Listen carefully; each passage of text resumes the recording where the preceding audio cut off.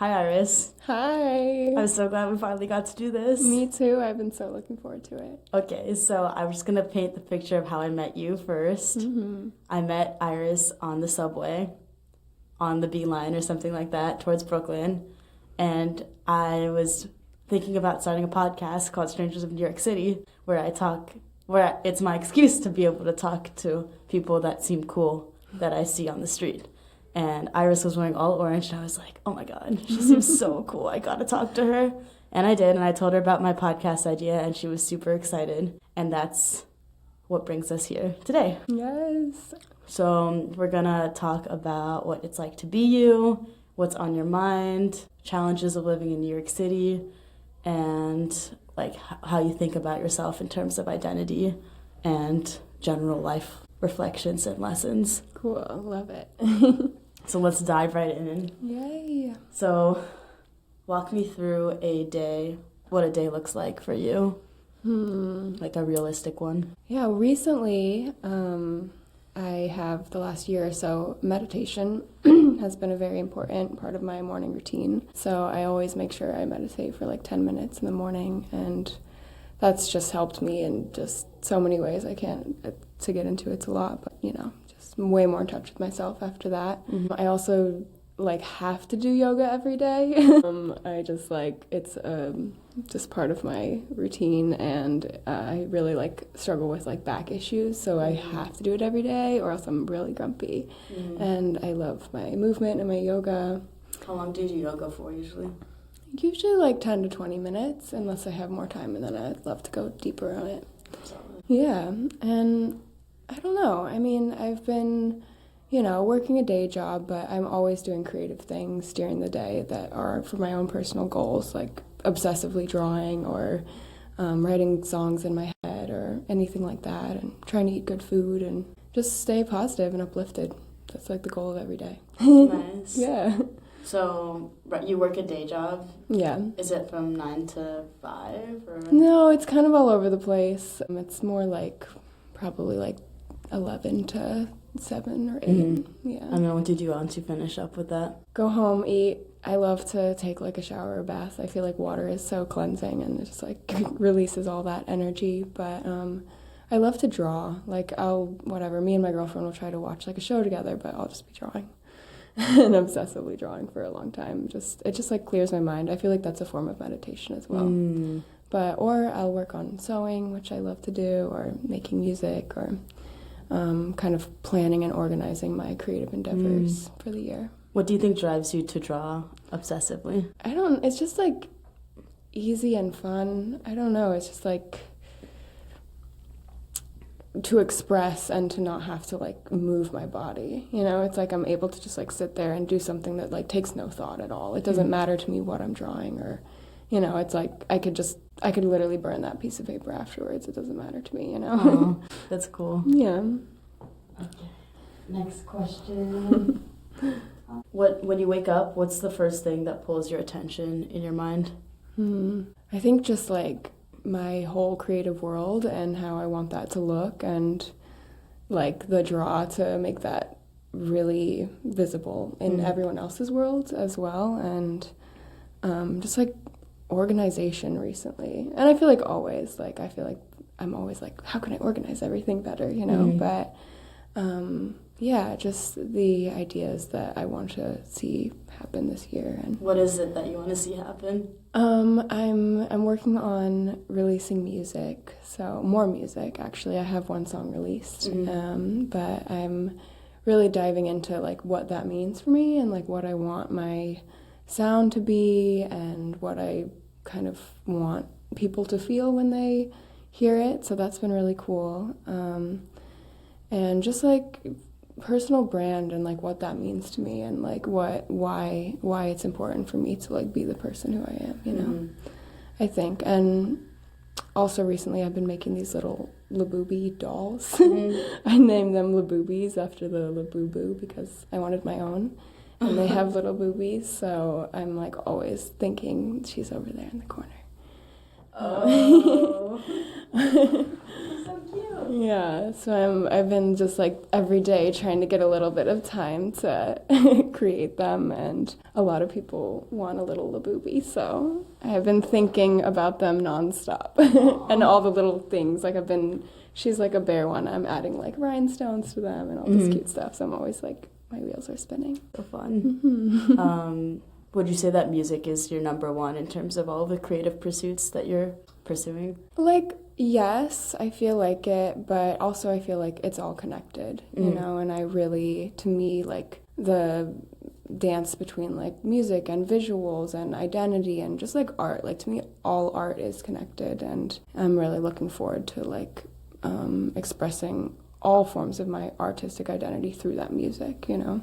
Gotcha. I love visuals, like I love photo shoots and video and like telling story like that. So yeah, but I'm very much like focused on trying to get the music released because I feel like it's kind of the like, it ties it all together, you know, everything that I'm working on. Yeah. Cool, I'm excited to dive deeper into that. Yeah. Next question, I need to keep my computer on. I did not realize this was going to be a She's a problem. sleepy girl. Yeah, she's sleepy.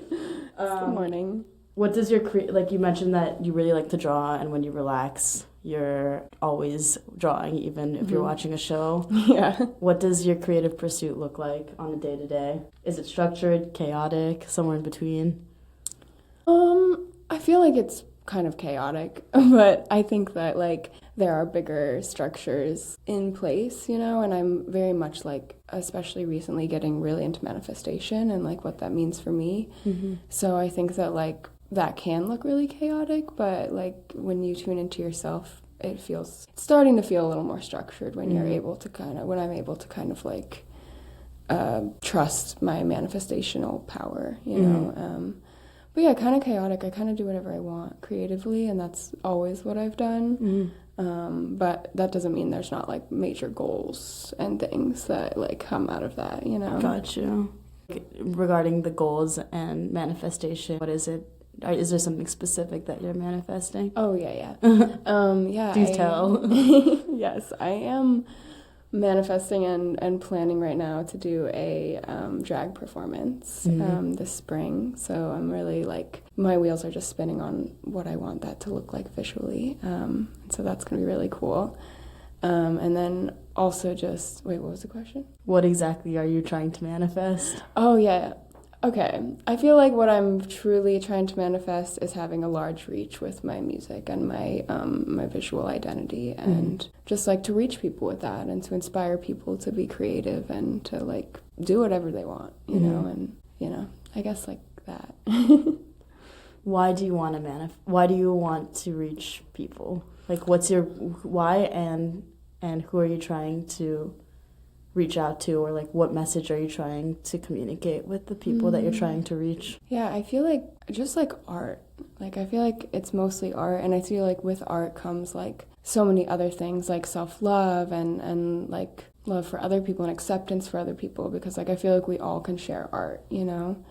And for me, I really want to be like on stage and performing and expressing my art. So I feel like there's this like piece that like seems kind of selfish, where it's like, well, I just want to be like the center of attention kind of, but the center of my own attention, you know?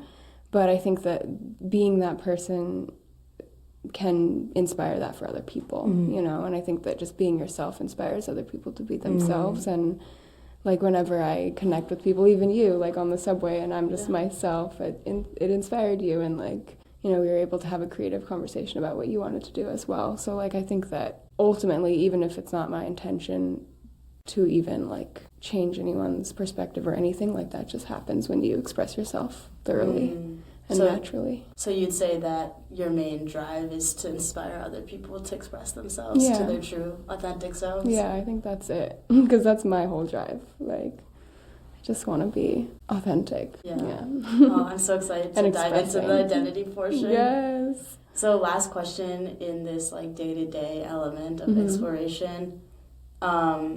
What does a good week feel like for you versus a bad week? Yeah, I think a good week feels like high vibrating, you know, like, and I feel like, I don't know if there's a good week, there's always, but like, you know, there's good days and bad days throughout the week, but I feel like if I can look back upon my week and feel like I really like stayed in a high vibrating place and I had like really, I saw that reflected around me like in my experiences and stuff, like that's a good week. And I feel like a bad week is when I just like don't take care of myself and I don't eat or I don't sleep or I, you know, don't stretch or meditate or something like that. And, you know, but I feel like it has to do with like a lot of different things, like personal cycles and like earthly cycles and everything. But yeah, I really have to keep on my like spiritual upkeep, you know, to have a good week.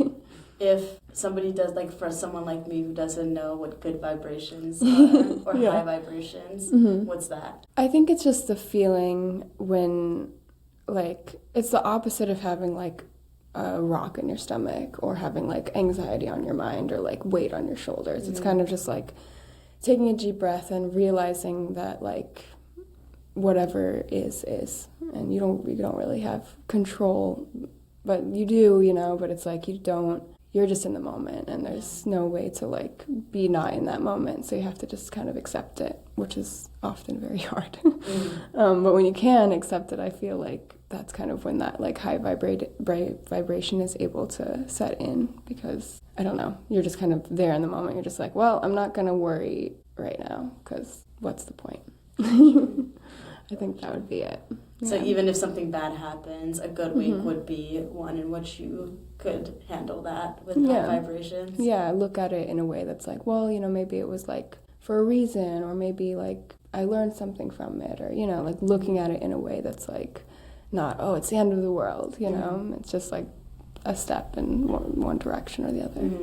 Yeah. Do you feel like things happen for a reason? Definitely. Yeah, I definitely think so. I think there's many reasons why things happen in the world, but there's always a reason, I think. What are the many reasons? I'm very like much embody law of attraction, which is just like attracts like. So I think that your vibration that you put out, you will receive the same type of vibration. But I also think there's like big, massive cycles in the world that is that same system, just on a much larger scale, that like we're not necessarily, no matter how much energy we put into it, you know, it's still happening in a cyclical I don't know how to say that word, but cyclical, thank you. Cyclical way, like, you know, the seasons and things, like those things were probably, you know, there was reasons why they were like, they happened and they set in place, like, you know, the earth turns in a certain way or whatever, and you know, but they change and they flow. Yeah. Got it. I'd love to dive into that a little bit. Yeah, I'm very, very like, there's so many words for it, but woo-woo with it, you know? Okay, so yeah, clearly you have a lot of thoughts and you think deeply about a lot of things. So I want to know what it's like to be in your mind, pretty much. Oh my gosh. I don't know. I think that, like, yeah, I love to analyze things. I love information and, like, making things make sense. Like, yeah, that's part of, like, creating, I feel like, is, like, we're literally seeing, like, okay, what goes where and what makes sense. So, yeah, I think that, like, you know, at best, when I'm not stressed, I'm very much just, like, analyzing and dreaming and, like, thinking of things and, like, connecting dots and allowing myself to kind of, like, have a truth until I find another truth. You know what I mean? Like, I very much am like, okay, wow, this makes sense. But if something else makes sense, then now that makes sense. I'm not going to hold on to what makes sense. Can you give an example? You said, like, connecting the dots and understanding, like, updating your truths. What's an example of that? Well, I feel like, you know, on a personal level, when it's, like, you know, my own beliefs and my own things like that, like, I always have to be like, okay, like, you might have believed this then for that reason, you know, and now you're finding that, like, it's kind of more serving you more to believe this, you know. Like what? No, like, how to find something specific, but I feel like self-worth is, like, a really good example, you know, like, sometimes we grow up and it's like, I don't know, you think you have to people please or, like, act a certain way or, like, be a certain way, and, like, and there's reasons for that. Like, yes, in society, like, certain things can happen to you if you're not, like, in there with that. But, like, those reasons aren't, you know, get less and less valid for me, you know, to like, honor those, like, social boundaries, because I need to love myself more, you know?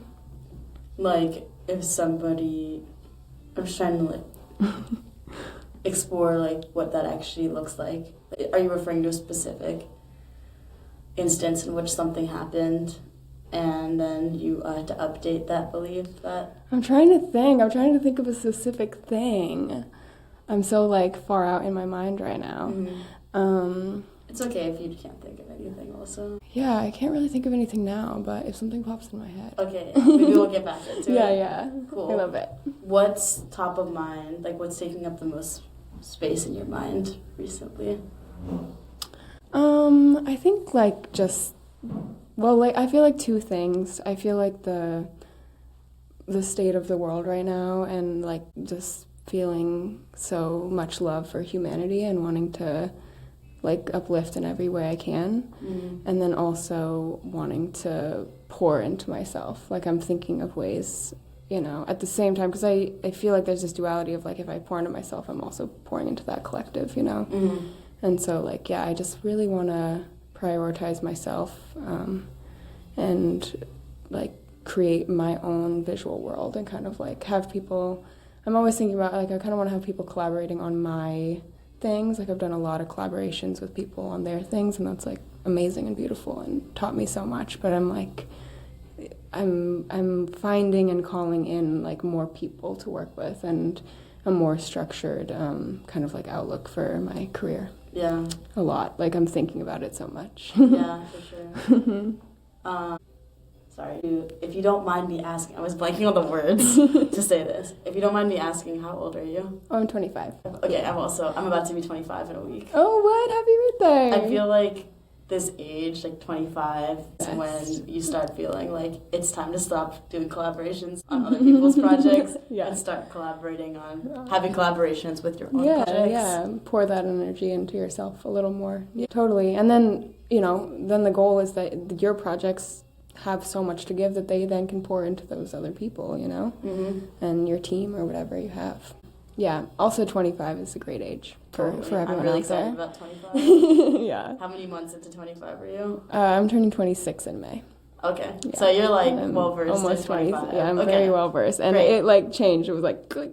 When I turned 25, I was like, oh, I feel very much more stable. I was trying to get my brother, I feel that way too, honestly. I was trying to get my brother to go on a date with this girl. I was like his wing woman, and we were at a bar, so I went around and I found a girl who I thought he would like, and then I brought him up to her, and she was like, how old is he though? And I was like, he's 24. And she's like, no, I don't date guys under 25, because something happens at 25 with men too. That makes so much sense. She's like, one more year.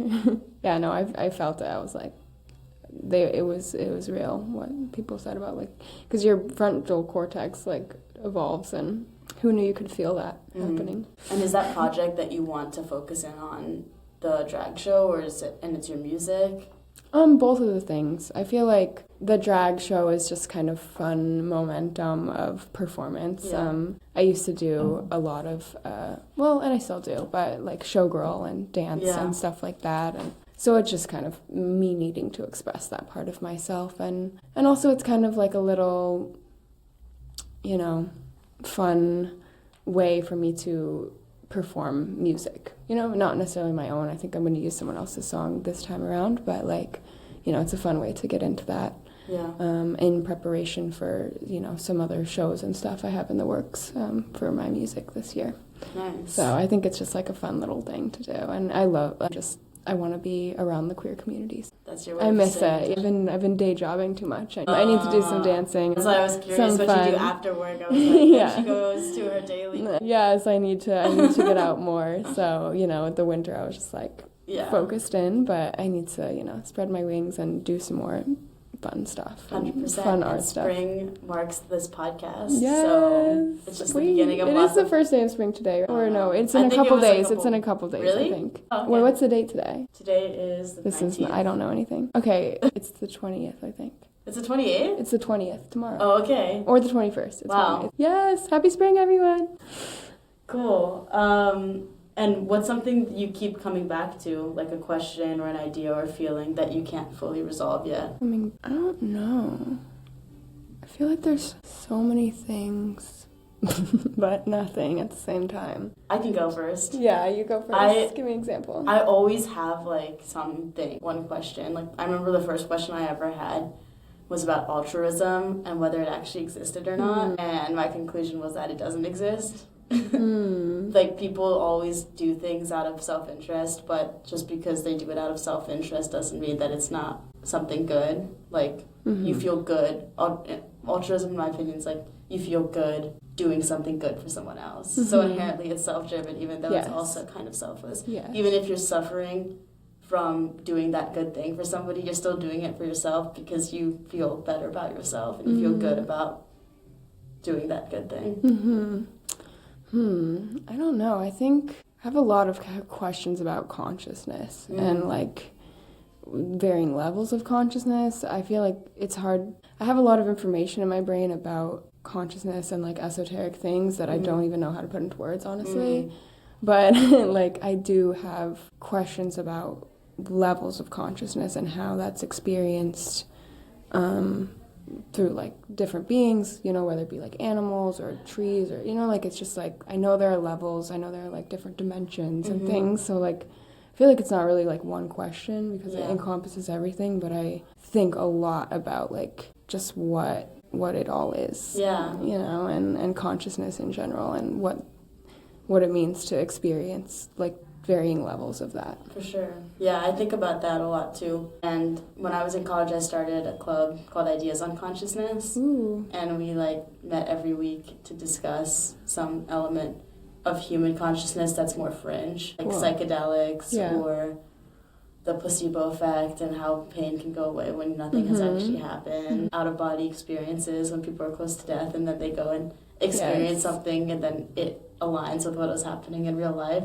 So I'm also really interested. I love that. I'm very like that type of stuff and my art are always like together. And as I've been merging them together more, I've been feeling a lot better and more free and like more manifesting things faster. Like as I'm able to kind of see like how those things can go together and they don't work against each other.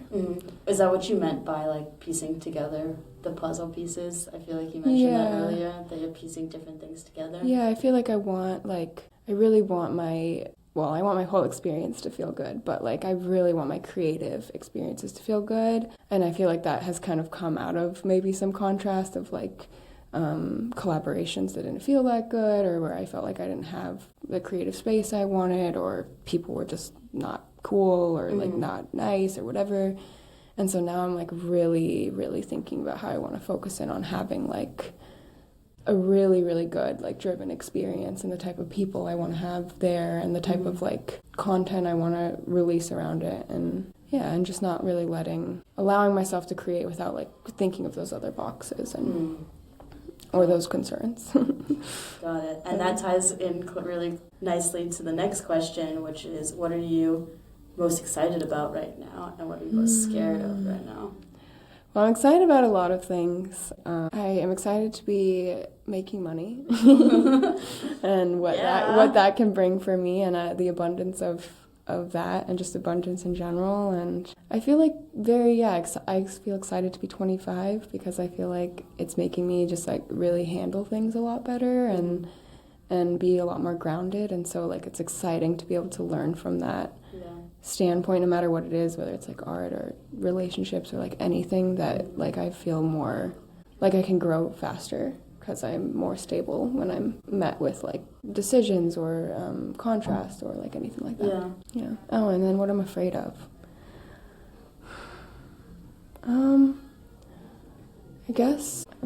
I think I'm afraid of being inauthentic. That's so interesting. I feel that so hard. I think like, and just in moments, you know, it's like you could make one decision that like takes you down a path that like just isn't as comfortable or isn't as aligned or whatever, and like which that's the worst fear to have because then you manifest that for yourself. But like I feel like, you know, that's the opposite of like, you know, being excited for all the clarity. It's like I'm a little bit afraid of that, of not having the clarity of in that moment, or the intuition of like, should I go forward or not. That's interesting because I've also been thinking a lot about that, but I've also been thinking about why I'm afraid to be inauthentic.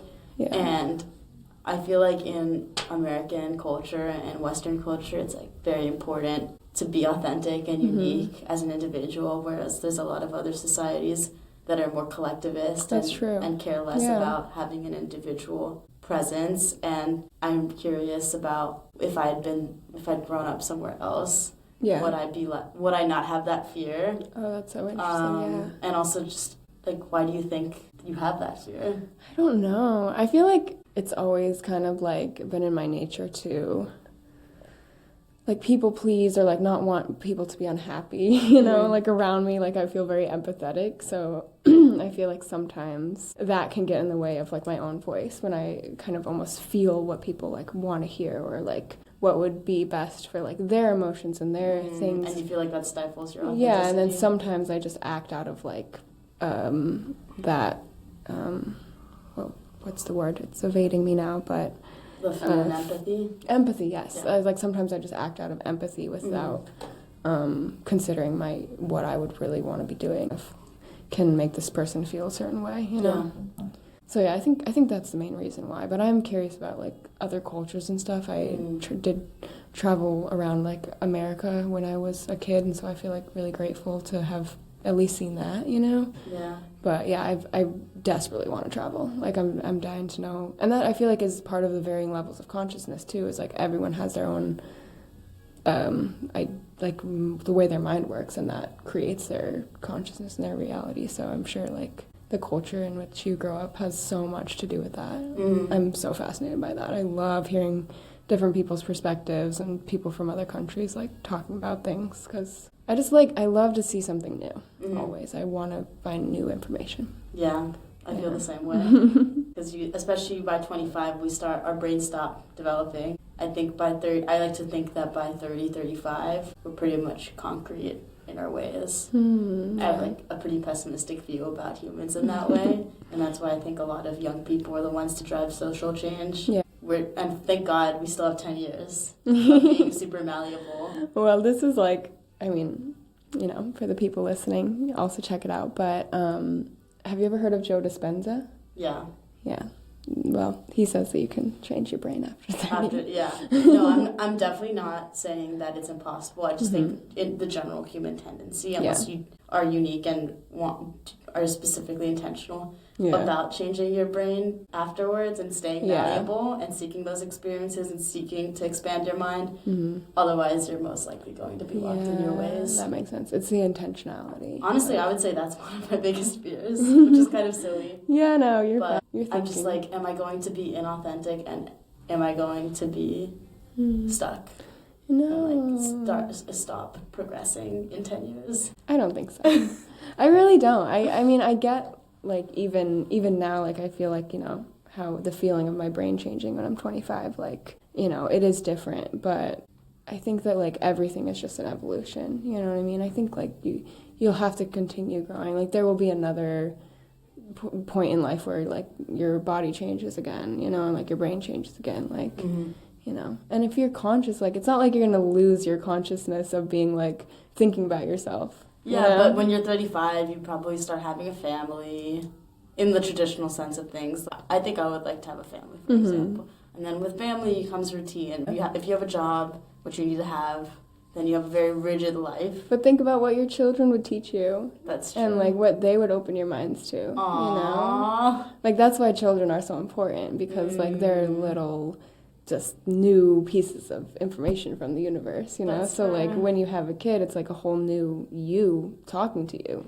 So I think that's really what children are kind of for, in a way, when like for parents, you know? It's like it's you talking back at yourself again. Yeah. And I don't know if you remember anything from when you were a kid, but I kind of have flashbacks of my perspective of things when I was a kid. Like I remember sitting on my mom's lap, and whenever she would shave, and the hairs were, like, everything was more sensitive back then. Yeah. Like, the little hairs that grew back on her legs would really bother me if I was sitting on her, because it was really scratchy. Yeah. And I remember carrot peels, like, if a carrot wasn't fully peeled and had a little bit of a peel, it tasted so bad. Sensitive. Yeah, that's so cool. Yeah, I never really, like, thought about the extreme sensory, but I have a lot of memories from when I was younger. Like, so much. I feel like I live there all the time. and my younger selves. And I like doing that too. That's fun to like go into memories. Actually, I've been trying really hard to lucid dream recently. Oh, nice. And a thing that people, like I've been hearing people say is that like if you can really focus in on a memory and like really vividly see it, it helps you with like your inner eye. So like if you're astral projecting, or if you're like want to use your intuition to see things, or if you want to lucid dream, then like that can help. So I've been focusing in on and like remembering the sensory, like what you were doing. Like that's really good for your neuroplasticity. Yeah. Good to know. Yeah, I love my childhood memories. Like they were really good. Well, what's your favorite childhood memory then? Oh my gosh, there's like so many. I traveled a lot, and I think throughout the U.S. you said? Yeah, throughout the U.S. My parents lived in an RV, and we traveled around. Oh, that's cool. Yeah, that's unfortunate we didn't get to that earlier. Yeah, yeah, it was really cool. Of all of your time growing up? From the age of like 3 to like 7 or 8. Yeah, but I actually am just remembering now that I have been on the radio before. Oh, really? It was when I was like 4 years old in Alaska, and I was being interviewed about my time in Louisiana as a 4-year-old. And it was really cool, and I just had that come back because I was like, I've never been on a podcast before, but I was in a radio studio doing that. I guess I've been on the radio a couple times. But and you've been on a couple YouTube videos. Yeah. But yeah, no, that was really cool to me because it was being able to share, like the people in Alaska they couldn't believe I was talking about like alligators and like crawfish and the frogs and whatever, and it was like sharing that with them after having traveled from there to there. Like it was so cool, and I was being a star. It was fun. Yeah. It's crazy how America is so disjointed that people in Alaska are being blown away by other people in just a different state. Yeah, it was so cool to me, and it all blew me away. I was like, I'm 4 years old and I'm living all of it. Like this is amazing, That's great. Yeah. How do you feel like it influenced your adult self, that experience from 4 to 7? Yeah, majorly. Like, I'm so grateful for it. I mean, my parents are just so great and very open-minded. So I think either way, no matter where I'm living, they create like such an open-minded environment. But I think it's like now I think it's just like so important for kids to like see diversity in like any kind of way, and see. Because then you don't get stuck in one mindset, Right. When you grow up, you're kind of like, oh, there are a lot of different mindsets, there's a lot of different kinds of people, there's a lot of different types of landscape and nature and animals and, like, ways of living. So, like, I'm very grateful for my parents to give me that opportunity to kind of, like, expand that way, because then after that I kind of grew up in a really small town, so I was thankful that I didn't just, like, live just there forever. I would have been a different person, yeah. Yeah, in California, kind of a middle nowhere cow country town, and very, very cool and great people there too. But like, I was very grateful I had more like of world experience than just that place. Yeah, that's great. Yeah, but my little sister, she didn't get much world experience, and she's great. So cool. She turned out great. But it was because of your influence, though.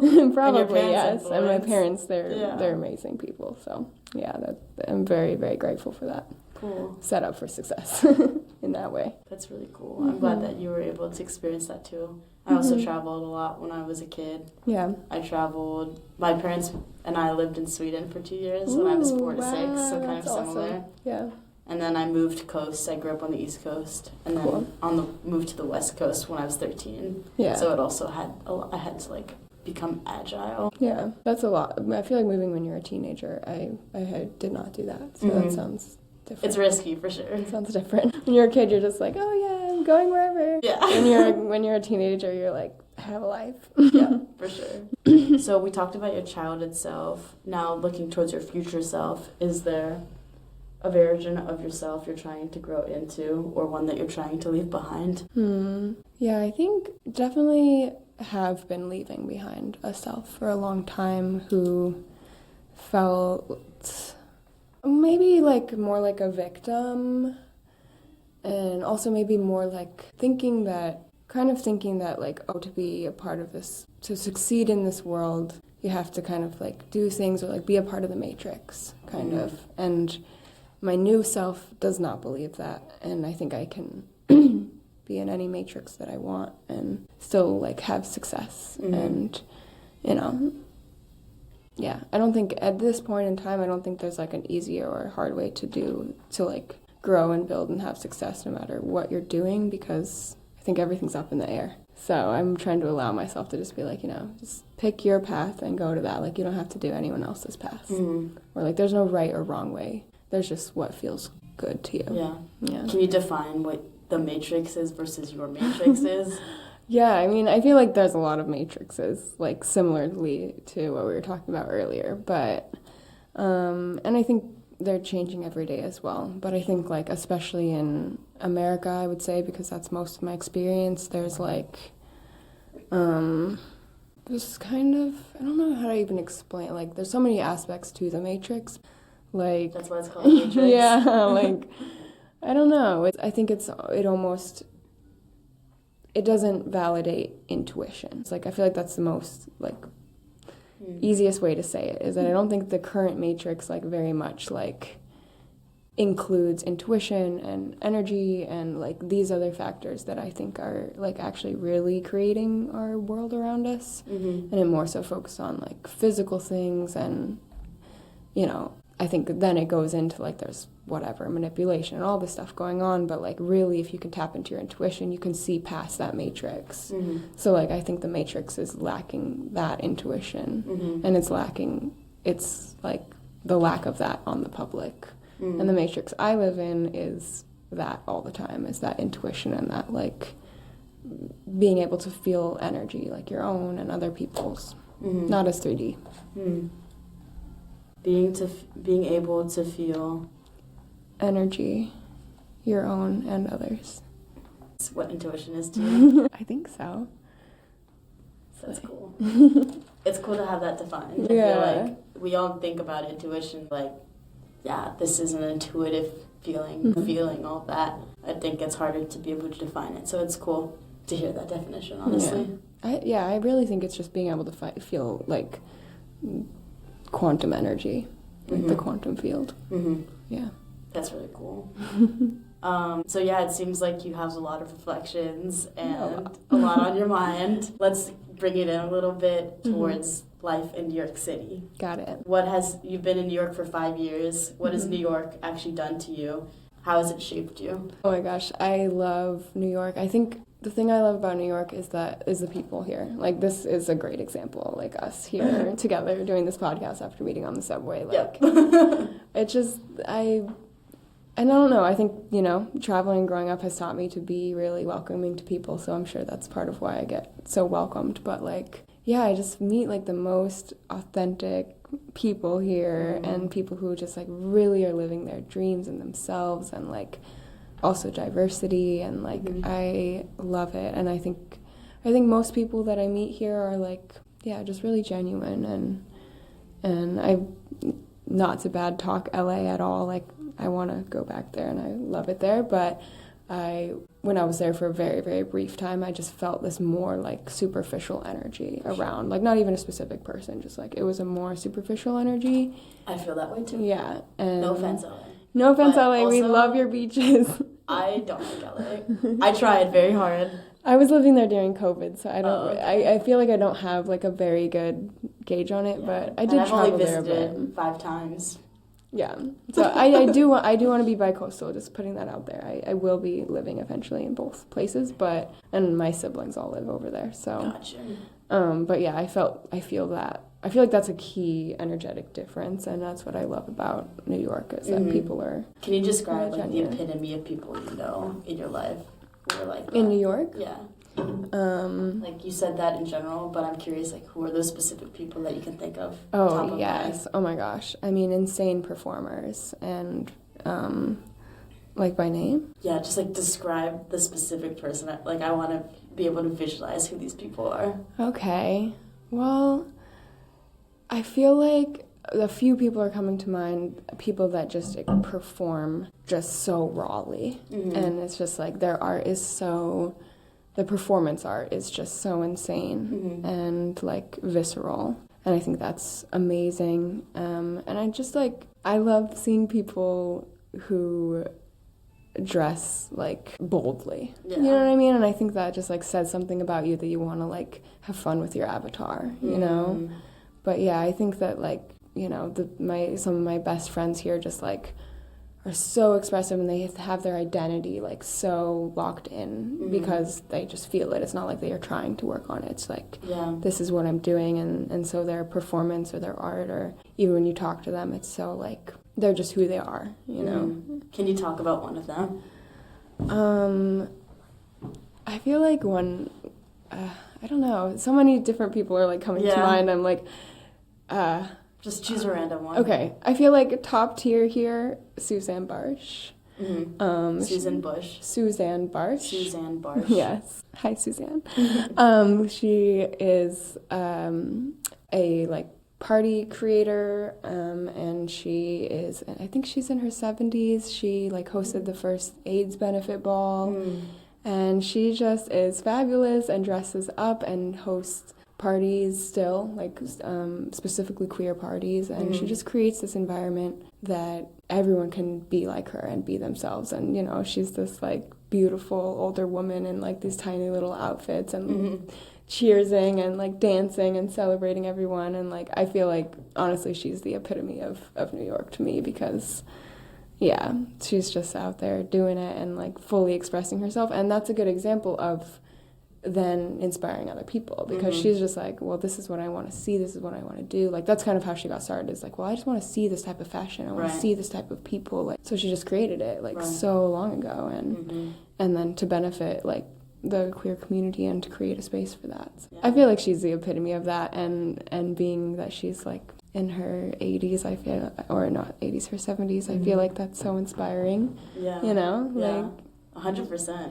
You know, to she's be an OG. still, yeah, she's amazing. And I feel like there are so many people like her that I have in my life, so that's why it's hard to choose, but she's amazing, and you can look her up. For sure. I will. Yeah. I'll definitely look her up. Yeah, and also come to, if I'm ever doing an event with her, I would love to have you there. I really want to come. Yeah. Because that's so like a fun. space that I don't exist in that much, and I really do want to. It's so fun. It's space for everyone, especially if you want to dress up. Yes. For sure. So just that's like a perfect segue. I wanted to know, what are the communities, spaces? Okay, actually I already said that, but what does New York City's queer creative world give you that you couldn't find elsewhere? So much. I feel like... We already hated on LA, but let's talk about New York City and what it has to offer that nowhere else does. Yes, oh my gosh. Yeah, I don't really know what the queer scene is like anywhere else, because I feel like my queer journey was like a little extended. Like I didn't really know my queer identity until kind of recently, or like kind of since moving here, honestly, a little bit. Well, so yeah, New York must have been really formative. Yeah, right? Yeah, and it wasn't just that. Like I moved here with my partner, who's a girl and or femme, and so, but it was like a big transition of that. So I feel like when I came here, I was kind of like a little baby gay. And but it's like not even, to me, it's like not really about like sexuality or like gender identity. Like those things, it's not that they don't matter to me, because like they matter like to individually, but like to me, that's not really like a part of it for me. It's the self-expression. It's the like, I feel like when you don't fit into society, you don't have a reason to try to fit into society, you know? And like, I feel like that's like really what New York has taught me. And I feel like the queer community is just a reflection of like everyone else here who is just being their authentic self. But when you're queer and you're being your authentic self, like to me, that's super authentic, because you're already going against some kind of mold that's been set, you know? But yeah, it's given me just like freedom to express myself and like walk around in tiny outfits and feel comfortable, and like, yeah, just feel like comfortable moving my body in all sorts of ways, like dancing. And yeah, I feel like it's opened my mind a lot and made me feel like very, very comfortable to be myself. No other spaces have made me feel as comfortable to be myself. Can you tell us a bit about your journey from being a baby gay to the current manifestation of yourself? Sure, yeah. I grew up in a very small town, so there wasn't like many options, but I dated a lot of boys. I had a lot of boyfriends when I was growing up, and then I had a boyfriend for a really long time, and He is great person. I love him still. Like, he's amazing. But basically I started realizing that I was like, through that relationship, I started like having a lot more interest in girls and like kind of kissing girls and still being with him and that being a conversation. And then, it kind of was just a long conversation of me being like, well, I don't know if I really want this forever, even though I love you. It's like, I want to experience lots of different things. And we also had like other different interests in just what we want to be doing in life. Did you want to settle down with you? Yeah, he did. And also just, live more, like, we were farmers, and that's great, and I love doing that, but I also love doing this. He wanted more of that and not to be in, like, the spotlight at all. That was that, and also girls, so he wasn't checking that box either. Yeah. How old were you when you had that conversation?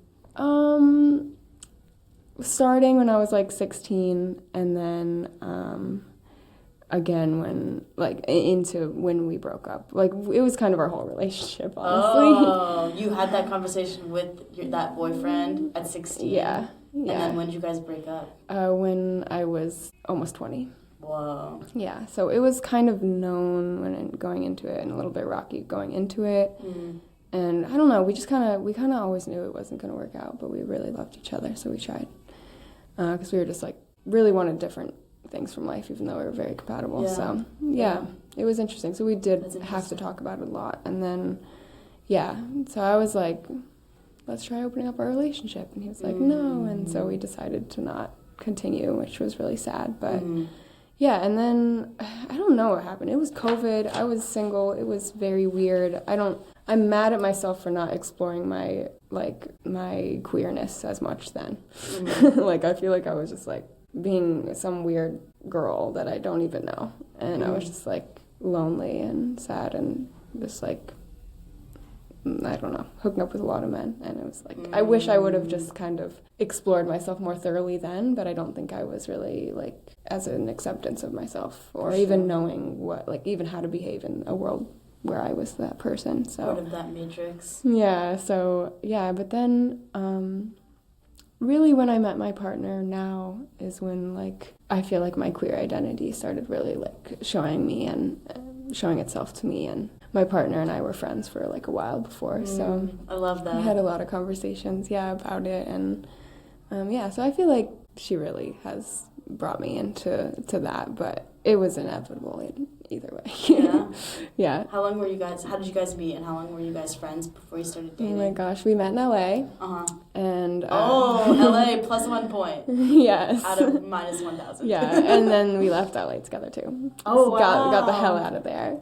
But yeah, we met during COVID in LA. We both just kind of ended up there, and we were living in an artist community, which was wild. Like a co-op? Kind of, yeah. Like you live in a big building all together? It was a little more like homemade than that. It was like a couple different houses with a bunch of people at them, and they were kind of interconnected and ran by like this one family. How'd you get involved in that? Craigslist. I was just looking for somewhere to live. I was trying to move to LA, and I was living in my car, so I was just like desperately. It was also like 112 degrees every day, and I was like, I need a place to live. So I just found it on Craigslist, and Chris had lived there previously and knew the owner, so she had moved there shortly. Like, we moved there at like the same time. My partner's name's Chris. And then, and so we met there, and we were friends for like a year and a half there, so a year maybe. And then honestly, I don't know the timeline very well, but and then we kind of were just really close and like a little bit like with each other, and we just decided to come here because she's from New York, and I always wanted to go, and LA was just like not giving. And so we just kind of drove here. Oh, wow, you drove here. Yeah. That's cool. I drove here too. Yes. From Berkeley, yeah. Nice, yes. So you get it. It's a great drive. But it was really cool because it was COVID. So it was very, just interesting and beautiful.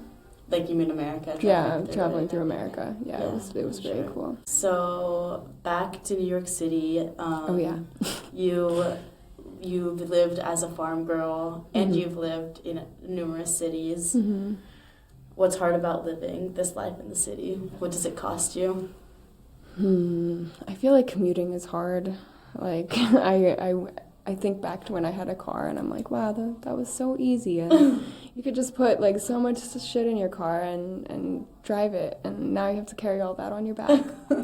And I guess, like, I could get a car, but I feel like then parking and all this stuff. So, honestly, is not possible. Commuting and getting places is what breaks me the most, and I do it a lot. And I'm crazy with it. Like, I'll just go do it, and then I'll be like, damn. That was right. I used to Um, commute to work. It took me 30 minutes to 45 minutes, Mhm. and then I moved, and now it takes me 10 minutes to bike there. Oh my gosh, And that's so nice. I remember, like, talking to some people who said that their commute is a 20-minute walk or a 10-minute bike ride. I was just like, that would be so That's nice. so nice, It's so nice. Yeah, I would love that. Commuting is so rough. Over the summer, I was living in Staten Island, and I was commuting in from Staten Island. That was crazy. It was like a 2 or 3 hour commute. Oh, man. Sometimes, but I was taking the bus mostly. Mm. Yeah. But yeah, commuting is really hard, and yeah, I don't know. I feel like there's a rat race no matter where you live, and in smaller towns there's less of it. Like, you just need less money, and where I grew up, there's a lot of, like, community resources. But yeah, I mean, I think sometimes it's hard to find, like, stability here because you kind of have to work so hard to sustain that you're, like, just working, and then you're like, oh, wait, am I taking care of myself, or am I doing what I really want to be doing, and all this stuff. So, like, I feel like staying on track almost is, like, also a little bit hard, but I feel like that could be hard anywhere too, and also just, like, personally or whatever. But New York can pull you in a lot of different directions if you let it, and sometimes that can be great. And you still feel like it's worth it. Oh yeah, for sure. Yeah, I mean, like I said, I do want to be bi-coastal, and I want to travel everywhere and see everything there is to see. But yeah, I don't want to leave New York long term. I always feel like it will be my home, even if not full time. For someone listening to this who isn't in New York City and hears, like, commuting, not being, like, hours long, 2 hour, 3 hour long commutes, and just working just to sustain yourself. Yeah. Why would you explain to somebody that you still want to be here of all places? Well, I feel like circling back to the community and how authentic people are here, whether it's the queer community or literally people you meet on the subway or the street or at some bar at 3 a.m., I feel like that's my main reason for wanting to be here. And I think as an artist, as creative, as someone with, like, really massive, like, goals for my own creative business, kind of, like, there's a lot of connections here that can be made through those connections. So, like, it's kind of just the mass of people, honestly, like, but there's a lot of good ones in there, you know. But yeah, I think that's the reason why I like to stay, and the community that it provides. And yeah, all the little venues and, like, cute things and, like, things that people are doing and starting, and, like, it's really good vibes. I agree. I feel like the inspiration that one derives from just walking on the street here is just unmatchable. Yeah, it's very, like, freeing, I think. I think New York is very freeing, and so yeah, that's why I stay, even though the commutes are long. And my subway car, the seats are orange, so that also makes up for it. So, even if I'm sitting on the car for an hour, I'm still in my zone. Gotcha. And I'm like, this world is made for me. Makes sense. Yeah. Cool. And yeah, you said that you have, like, you get to meet a lot of people and have great connections. I know that you mentioned you were in a Chapel Row music video. Yes. How did that come about, and what did that experience teach you about navigating the industry? Yeah. I don't really exactly know how it came about. I was reached out to by a casting director in an email, and maybe on Instagram, actually. I think it was Instagram. And I didn't know him. I wasn't following him. But based on when I was reached out about it, I was just told it was a Grammy award-winning artist. I wasn't told it was Chapel. And based on like everyone else who was there, I assume that I was in the queer community, because everyone there was from like queer nightlife, and a lot of my friends got casted as well, and a lot of like friends of friends. Like when I showed up, it was like everyone knew someone, and everyone knew each other. So I think it was just a very like tight niche. I don't know. I also wonder because a really good friend of mine who is often at like Suzanne's parties, who I knew through that, works with Chaperone, is Chaperone's makeup artist. So I feel, in my mind, I was always like, oh, they probably just like stalked him or something like that. But I have no idea how it happened, but how they found me. But I'm glad they did. Nice. Yeah, and it was cool. It was really fun. I feel like it put me on the map in a really cool way, and I got to be myself, got to be orange in that scene. What video was it, so that people can know? Oh, it was the subway. It's called The Subway? It's called The Subway. She has a song called The Subway? Mm-hmm. Okay. The Subway by Chaperone. And you'll see me. I'm dancing in the subway car, and you'll see my orange head. But I'm wearing black. Boo. They made me. But that's okay. I still got to wear my orange hair. But yeah, it was fun. It was a very, very long shoot. Very long. And I don't know that it like really taught me much new, but I do think it was a very cool experience, and it was really fun. And I had never really been on a set that official before. Since then, I've been an extra in a couple TV shows and stuff. So because of your presence on Probably. I assume so. I don't know. People just hit me up.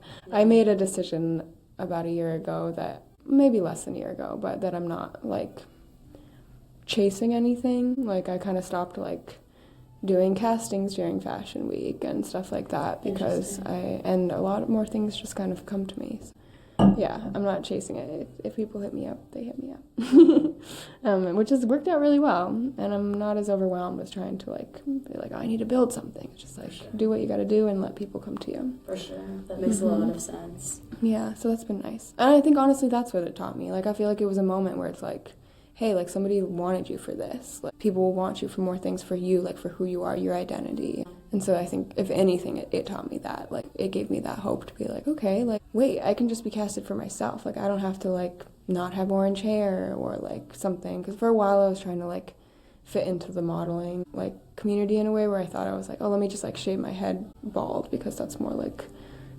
editorial, and not have orange hair or whatever like that. And I'm like, no, like fuck that. I'm gonna just like be myself, and people can hire me for that uniqueness, or they could just not. Yep. So I feel like it really helped solidify that for me. Cool. That's great. Yeah. So diving more into your identity, and I've been really wanting to ask you more about your queerness. How do you introduce yourself, and does that change depending on which? Well, I don't really think it changes. I mean, I feel like I introduce myself as the orange iris, and that's my identity. And when people ask me my pronouns, like, I feel very attached to, like, my femininity, and, like, but not in a way, not in the societal boxes. Like, I feel like... How would you describe what femininity is to you? Well, I feel like, for one thing, the fact that women can create life is just, like, crazy and insane, and I've, like, been very fascinated with that and seen some births and stuff. Oh, so, like, that's cool. Yeah, it's very, very, like, insanely amazing, and also that is creation. I'm obsessed with creating and creation, so I feel very, like, attached to this, like, matriarchal energy, you know? But I don't like, and I never did like when I was younger, how that put me in boxes. Like, especially when I was younger, I was very, like, angry about, like, my gender and feeling like, you know, if I cut my hair short, people would, like, call me a boy. If my hair was long, people would call me a girl. Like, if I was a girl who did, like, strong things, people would call me a tomboy. Like, if I wanted to put on makeup, I was a girly girl. I'm like, this is annoying. Like, why am I in these boxes? Like, I'm just a person. Yeah. So I feel like just a person, and I feel like I don't like it. I don't like to be put in a box, but also I don't feel any type of, like, attachment to patriarchy. I feel attachment to matriarchy, if that makes sense. That's interesting. Yeah, I don't feel like a man whatsoever. I just feel like the definition of like femininity doesn't reach far enough into masculinity for me. Wait, what do you mean by that? Like, I feel like societal's norm, or at least certain aspects of it that I grew up with, like being around in society, like there are certain like things that are girl things and there are certain things that are boy things, and things like that. And I think that like those societal ways of looking at gender, just like I don't fit into those boxes. But that doesn't mean you're just like check mark here, check mark here. Like if this is female, this is the standard descriptors. You're like check mark, check mark, check mark, check mark, check mark. It's on like both. Yeah, because it's like I've always done very masculine things, you know, like building things and fixing cars and like carrying animals and like, you know what I mean, like working really hard, really long hours, or whatever things you might think are like masculine or driven, or like being really stubborn and like, no, I'm gonna do it my way, you know, like or being abrasive or whatever it may be that's like not necessarily seen as feminine, but like. And I've honestly been having this conversation a lot with my one of my good friends and like my partner about masculinity and femininity, because I kind of see it as like the yin and the yang. Like I do think that those archetypes exist, but I think that all people have both of them within themselves, and I think that it's just like it's how you display it, you know. And like spiritually, I think that people are both masculine and feminine, and the more you allow yourself to be like the true aspects of those things that you truly are, the more yourself you'll be, you know what I mean? And that doesn't mean every like feminine person or like woman embodied person should not or should be masculine. It's just like she should be whatever she feels like, you know. And I feel like that goes for like all gender. Like that is a great way of looking at queerness, and that is a great way of looking at like transgenderness and just gender identity, like, because you should just be you, and you should just like use those yins and yangs in whatever way like feels good for you. I don't think they're boxes. I think they're part of like the same circle, just different parts of it. So like the traditional matrix way would be male and female, but then with transgenderism and even you, these are just different manifestations of when they cross over in different ways. That aren't just a yin and a yang. Yeah, I think so. And they mix. And I kind of have this theory that I've been thinking of, that like when you are your most authentic self, when you are like expressing your most divine self, like you are embodying both of those parts, those halves. Like you are both yin and yang. But that can look however, you know, you want it to. And also it's just a theory. But I do like, and I've been talking so much with my friend about this because she's very much like, we've been just having this like gender or archetypal kind of conversation a lot, and I'm like, I really think you have to have both to feel truly you. You know, is this your partner you said, or just no? This is a best friend of mine. I mean, I've been talking to my partner about it too. Mostly just like telling them what I've talked to my friend about, but my friend is very like, we have really deep conversations, and we always are like analyzing things. Is your best friend a girl or? Yes, her name's Daphne. She's great. Okay. That's interesting. So she's always analyzing it. She's big into like astrology and stuff, so I feel like those like archetypal things come into that. So it's definitely something I've been thinking about, but I think you gotta allow both to flow in and out, you know, and not stifle one or the other. 100%. I have to start deciding which questions to sacrifice. Oh no, time. Let's see. How has your queerness shaped the way you experience beauty, your own and other people's? So much goodness. I think, like, I feel like I keep saying the same thing, which is just like the authenticity, you know? But I feel way better about like my body in general after being here and being in queer circles. I think also just getting a chance to be like really scantily clad and feel myself and dance and like, you know, has really made me feel a lot more confident and allowed myself to like love my body more, which is really cool. And I think also like, what was the question again? How has your queerness shaped the way you experience beauty, your own and other people's? Well, I think that queerness is so attractive. Like, I'm very much into queer people. And I've kind of, if I look back at my past, like, I have this thing where I look back at my past of not being queer and being like, oh, I was very much queer. I just didn't know it. Like, other girls weren't like what? having these experiences.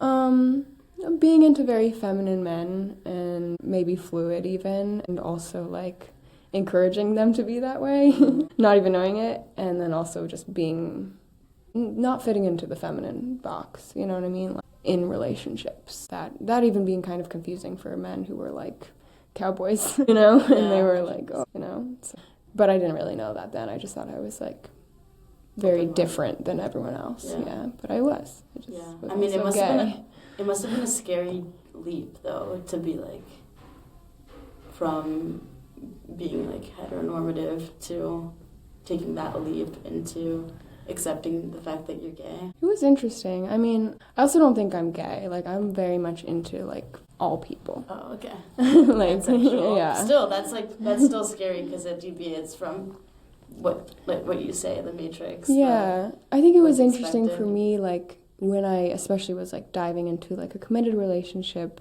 You know, it was not something I like experienced before, and it made me like maybe a little nervous about like how the power dynamics would be. But that was just part of the Matrix. Like, you know, that was me living in the Matrix back then, and, or like not the Matrix I'm living in now. And so I think that like that's obsolete. Like, it's the same thing with the yin and the yang. Those things can change, and I think in heteronormative relationships they should be able to as well. You know, like the power dynamics and the care, or like whatever, dominance, submissiveness, like however those things play out.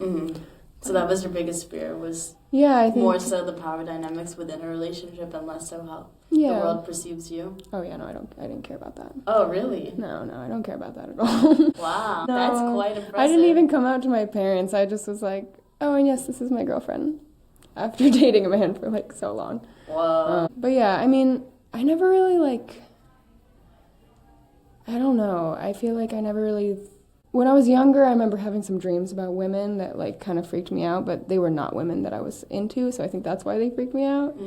But then when I was older, I was like kind of into this girl that when I was with my boyfriend, and that became a conversation. So it was more so just about like social dynamics, not like queer dynamics. It was like small town like weirdness, but it wasn't about being queer or not. Why do you think that wasn't a fear for you? I think because my parents are just really accepting. Like, we had lots of like queer like friends of the family and stuff. That's so sick. Like, yeah, but I don't think it really ever like, it didn't cross my mind that much when I was younger, but because I don't think I ever did stick in a box that much, it never really made me think that I needed to, you know. Makes sense. But yeah, and then I didn't really even identify as queer until after I started dating my partner, but that's kind of silly because I was very much acting queer. Yeah. So I just didn't really, I don't know. I was just like making out with girls right and left, but not taking it any further and not really knowing that I could. Yeah. You know? Yeah.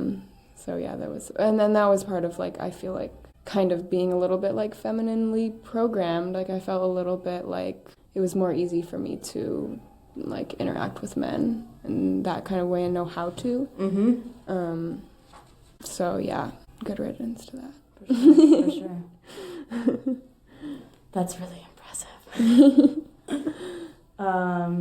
Okay, what's a version of yourself you had to let go of to become who you are now? You mentioned it earlier that you had to let go. Yeah. Can you elaborate and paint a picture of who that person used to be? Yeah. What that part of you was? I think before I learned about the law of attraction, like, I was in a big like separation with myself where I felt like depressed, and I felt like I was really mean to myself, like really mean. Like, I would look in the mirror and like say mean stuff, like, or just not care, like, you know, do drugs and like stuff like that, and be really lonely and like be around people that didn't serve me and stuff because I thought like I deserved that, I guess. I can relate to that. Yeah. And so now I've let go of her completely. Like, I don't think that I deserve that. I don't think that I need to do that to get ahead. You know, like, I feel like that was kind of the matrixy kind of like, oh, you need to like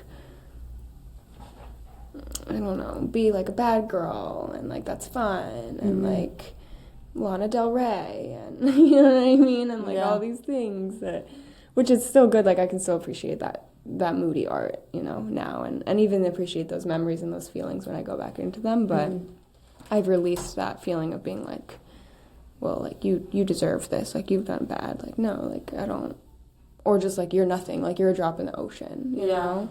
It's like, no. I feel like a lot of us feel that way, and I've gone through some kind of manifestation of that. Why do you feel like I don't know if this is just a woman thing or a human being type of thing, but either way, why do you think that we feel inclined to think that way? Like, that we have to be mean to ourselves and say horrible things to ourselves and even do horrible things to ourselves in order to get ahead? Yeah. I mean, I don't know. I feel like it stems from a lot of systemic structures that we have in place, honestly. Like, I don't know, like, I'm never trying to bash on anyone, but I do think that, like, religions have taught that for many years to kind of be humble and to, like, repent and to, like, pay for your sins. You know what I mean? And it's like, no, like, there are no sins. We are derived from a Christian society. Yeah. Even if we didn't grow up that way. Yeah. Atheist element societies are not inherently Christian. Yeah. And even if I don't know, and then that kind of bleeds into like how you think you need to be in the workforce or how you need to be in relationships or like all of these things. I honestly think that a lot of things stem from that systematic thing. And I love spirituality. I'm not saying like there's not spirituality within those, or those structures may have not even been built upon good spirituality, but I think that they were then structured to keep people unhappy, you know, and like so beating themselves down that they can't stand back up, you know. So I don't know. I kind of think it stems from that. And it's hard when you're young too, because you believe it, you know, and you believe everything at face value, and so you're like, okay, so if I want this and this, like, and I'm not doing it, like, it's right of me to beat up on myself. And it's like, no, you're actually really getting in your own way. Like, the reasons why you're not getting what you want is because you're, like, telling yourself you don't deserve it. When, like, really, if you tell yourself you deserve it, then you will deserve it. You know? So, I don't know. I've always thought that, like, those types of systems have very much put that on people to think that they need to punish themselves for nothing. At all. Yeah, I like what you said about if you think you deserve it, you do deserve it. You said it more eloquently, but I feel like that's a really good point. Yeah, or like, yeah, if you believe it, it is. Yeah. Kind of. Yeah. So we've talked a lot about all of your experiences and your life experiences and reflections on things. I'm curious what you feel like is the biggest life lesson that has had the biggest impact on you from all of those experiences. Take your time. Drink some water and think about this. Biggest life lesson. I don't know, but I feel like it's kind of what we were just talking about, which is that, like, and I feel like I had another realization of it too when I turned 25 and my, like, brain developed, but like, just a long realizing over and over again that, like, if it feels good, it is good. Like, if it feels bad, it's bad. Like, you don't have to put attention on the things that feel bad. Well, not to be avoidant either, just, like, you know, it's okay to prioritize feeling good. And it's best to do that. And actually, that's what's going to bring you to more good feeling things rather than, like, punishing yourself for, like, things that you haven't done. So, yeah, I think I just learning more about, like, how energy works has been, like, really a game changer. And so I guess my first pushback before you continue, I'd love to hear you finish your thought also, is that you mean, like, energetically good. You don't mean, like, what feels good, because, like, sugar feels good. Yeah, no. What feels energetically, If it feels bad after the fact, then does it really, if you feel like shit afterwards, does it really feel good? Yeah, okay. I've been even going through that a little bit with alcohol recently. Like, I have not been drinking much at all, and every time I drink, I'm like, oh, this will be fun, right? And it's and then not. You feel like shit the next day. Yeah. Or even I drink it and I feel, like, less high vibing. I feel like I have less control over myself. You know what I mean? And it's like, back then when I wasn't feeling good, it felt much better to not have control of myself because it felt like too much to have, like too much power, you know? And now I'm kind of like, what do you mean I'm stripped of my, like, morality, literally. But yeah, I mean, you know, bouncing off of that, I think it's been just the lesson of prioritizing myself and feeling good, you know? But what you were saying earlier of, like, something about giving to others and that feeling good. Yeah, like, altruism, yeah. Yeah, that can also feel good. And I kind of, like, I don't think that, like, if it feels bad, it is, like, I feel like you can almost, like, serve yourself first and then look at and be like, okay, from this point of where I'm feeling good, how can I now support this person, instead of like going like, okay, a good person would just put myself there, you know? Sure. I used to think that, well, pretty much what I agree with you, and I think in order to serve others best, you have to serve yourself best, because then you can give the most to others. Whereas if you're taking horrible care of yourself and you're giving to others before you give to yourself, at least to a certain threshold, then you're not giving the best to others either. Yeah. I also, like, believe that we live in a holographic reality where we are kind of everything. Like, we are God. We are everything. So if you do zoom out in that way, you know, you're kind of, all of it is you. Everyone is you. And everything that you are experiencing is you. So, yeah. I kind of think that way too. It depends on the day. Yeah, no, I feel that. I feel that Sometimes too. I'm like, nah, I'm just a meaningless little blob in this meaningless little universe. Well, and then sometimes I'm too. like, I'm a part of God. Yeah. And we're all one, and we're just little manifestations of one thing. Yeah. Depends on the day. It's interesting, and it's hard to comprehend. Like, there are so many layers, and I feel like I spend so much of my days just trying to comprehend. But, yeah. Yeah. So just wrapping up, 2 more questions. What's something you used to think was true about life or yourself that you've had to completely rethink? You mentioned earlier that you're always thinking and updating your truths. Yeah. What's one of those? I feel like I'm being repetitive. Like, that sense of having to put myself down to succeed. I definitely have let go of that. And also, like, that ties into art in a big way too, and trying to feel like I have to fit into some kind of way, like I have to make a certain kind of art to, like, fit a niche, or like to fit, you know, or to be a model I have to be like a blank slate, or like, you know, any of these ways where I think that I have to, like, fit in to the industry in any kind of way, or into, like, anything in any kind of way. Like, I've let go of, like, most of that, and I'm still letting go of it, you know, and just trying to be, like, not have, like, I don't ever want to feel embarrassed. Like, I feel like I used to feel embarrassed a lot, and that's, like, a terrible feeling that no one needs to feel, really, ever, most times. So, what were you embarrassed about? I don't know. I think I was just, like, insecure and, like, self-conscious, and About certain things? Yeah, about certain things, but I think that, like, I just didn't trust myself to, like, know what I was talking about, or, like, know to say the right thing, or, like, to take care of people the right way, or, like, take care of situations the right way. So I feel like I kind of was almost like, well, fuck it, I'm just gonna, like, be bad then. If I can't do it good, I'm just gonna be bad, you know? And I was only bad to myself, you know. I wasn't, like, harming other people. I was harming myself, but maybe making mistakes or doing things that weren't, like, the best. But, I think and I continue to, like, anytime I feel embarrassment, like, okay, embarrassment and jealousy, like, those are things I'm trying to eradicate from my experience completely, because they don't serve me at all. Yeah. There are other ways to, like, navigate those types of scenarios without feeling those emotions. Yeah, that's beautiful. I'm happy for you. Thank you. Yeah, it's good. Yeah, no need to be all embarrassed about anything or insecure. Just be yourself. I don't know. So my last thing, is there something you've been wanting to say that no one's ever really asked you about? I don't know. I feel like a lot of things that we're talking about here are things like that.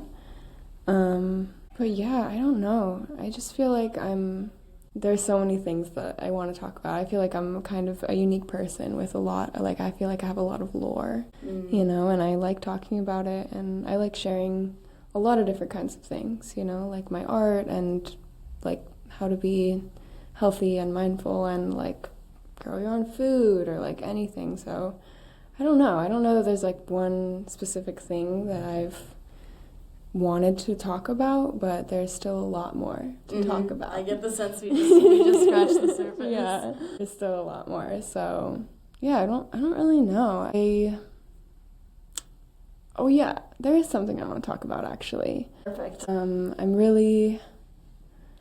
wanting to, and I am building a band for my performances coming up, and I'm really wanting to, and am building like a more just like tapped in team. Like I really want people around me who are there for my vision and like are excited about it and want to like create with me and are inspired by it and like have my back and I have theirs. And I really want those people to be queer and femme, and because I want, you know, eventually when we're making a lot of money or whatever it may be, like those resources and that is going back into those people's hands and their pockets.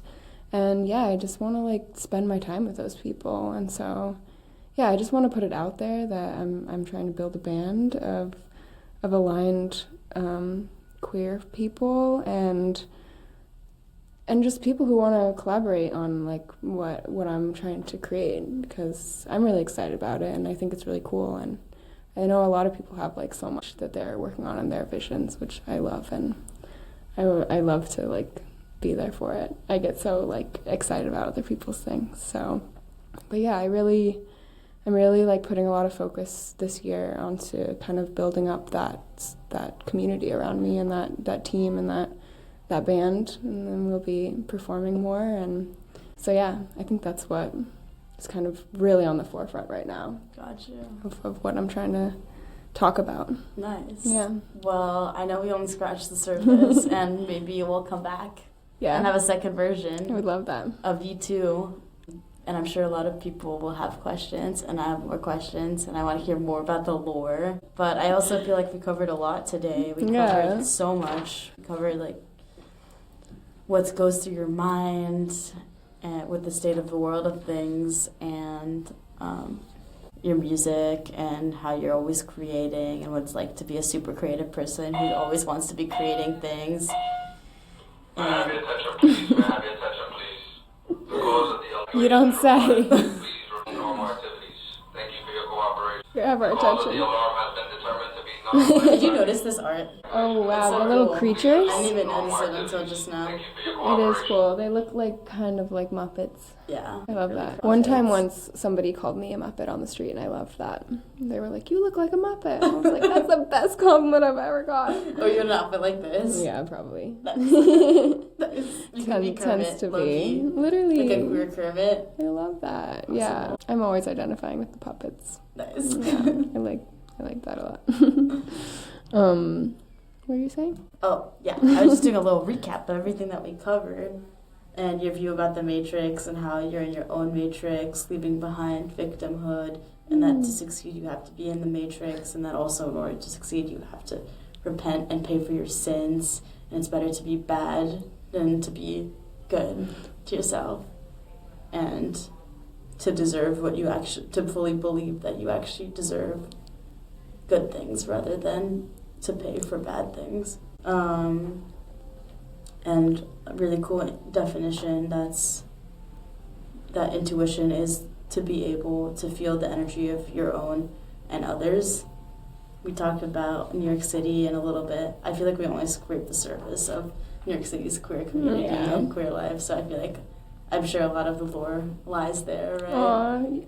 Yeah. Or what were you thinking of when you said The Lord does lie there a bit too, but I feel like just, you know, how I grew up in my whole life. Like I always am chasing new experiences and like new ways to see life, so. And always building more lore. Yeah, always building get more. that 100%. Yeah.